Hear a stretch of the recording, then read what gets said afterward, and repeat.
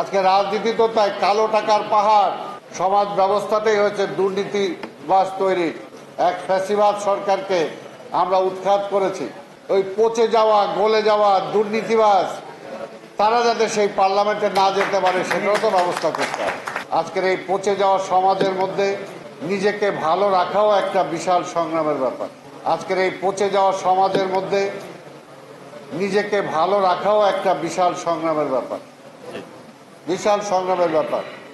আজকে সমাজ ব্যবস্থাটাই হয়েছে চোর তৈরি, সমাজ ব্যবস্থাটাই হয়েছে দুর্নীতিবাজ তৈরি, সমাজ ব্যবস্থাটাই আজকে এমন অবস্থায় চলে গেছে যে কেউ সৎভাবে জীবনযাপন করে বুকে হাত দিয়ে কেউ বলতে পারবে না।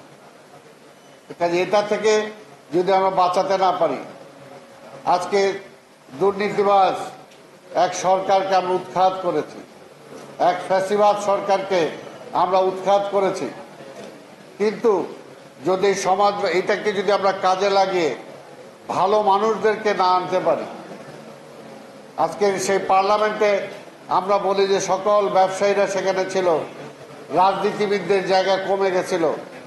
ভবিষ্যতে তো সেটাকে আমাকে ঠিক করতে হবে যে ভবিষ্যতে যে পার্লামেন্ট হবে সেই পার্লামেন্টও যাতে ওই পচে যাওয়া, গলে যাওয়া দুর্নীতিবাজ তারা যাতে সেই পার্লামেন্টে না যেতে পারে সেটাও তো ব্যবস্থা করতে হবে।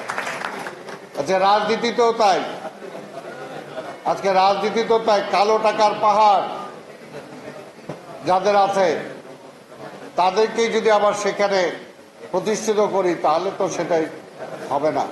তো সেটার জন্য আজকে যুব সমাজ, তরুণ সমাজ তাদেরকে সেই দায়িত্বটা নিতে হবে এবং এই সমস্ত সোশ্যাল সংগঠনগুলো রাজনীতি সংগঠনের বাইরেও এগুলোর একটা বিশাল ভূমিকা সমাজ গড়ায়, মানুষ গড়ার কারিগর হিসেবে এই সমস্ত সংগঠনগুলো একটা ভালো ভূমিকা পালন করে। কাজেই সেই ভূমিকাটা কিন্তু আমাদের নিজেদের নিজ দায়িত্বে নিতে হবে।